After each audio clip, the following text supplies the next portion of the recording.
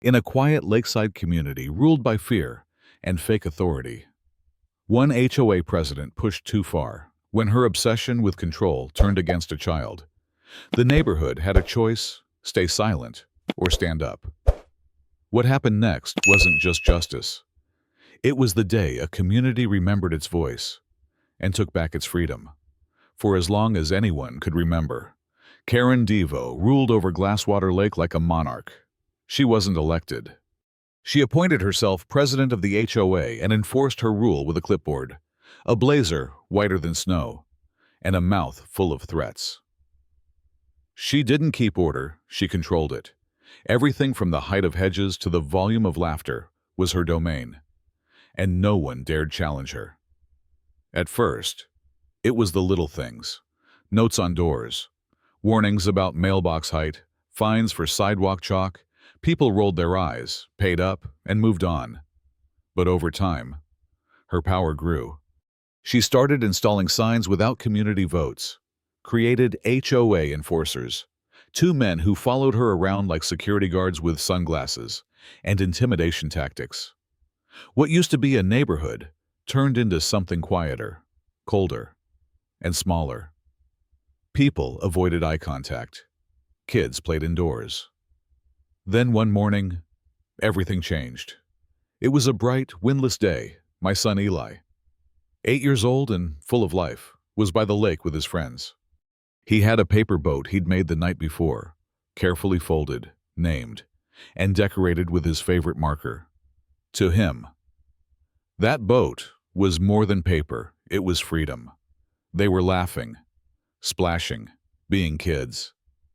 Then Karen arrived. She walked like she was born to command, heels biting into the earth, clipboard in hand, flanked by her enforcers. She stopped at the water's edge, stared at the boys, and zeroed in on Eli like a hawk spotting prey. No boats. Not here. Not without approval. Eli looked up, confused. "It's just paper." Karen's lip curled, and so were citations. I stepped in. I had been nearby, talking with a neighbor. "He's not hurting anyone," I said, keeping my voice even. Karen didn't even look at me. "And yet, you're responsible for this violation. Expect a fine." I looked at her. Really looked at her, behind the sunglasses, behind the pearls and power walk. There was something brittle. She didn't just enjoy the rules, she needed them to feel in control. "You ever stop to ask why people are afraid of you?" I asked. She smirked. "Because I do what needs to be done. Unlike some people." The next morning, signs appeared all around the lake. Unauthorized use of lakefront property is prohibited. Violators will be fined.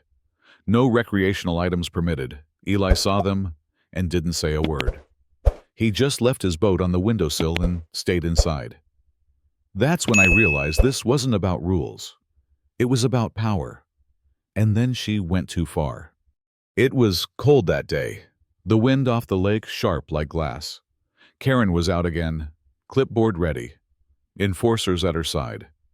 I was across the park when I saw her stop in front of Eli. He was standing at the water, just watching, not even holding the boat, just watching. Then she shouted something I couldn't hear, and shoved him. He fell, arms flailing out into the freezing lake.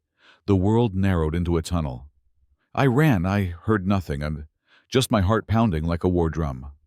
I saw Eli pull himself to the surface, coughing, soaked, terrified, and I saw her turn to walk away. I didn't think. I moved. I charged past her enforcers. One tried to stop me. I threw him to the ground, the other stepped forward. I hit him so hard his clipboard snapped in two. Then I reached her. She turned. Eyes wide for the first time I'd ever seen. I grabbed her by the blazer, the one she wore like armor, and dragged her to the edge of the lake. "You like the rules so much," I said. "Live by them."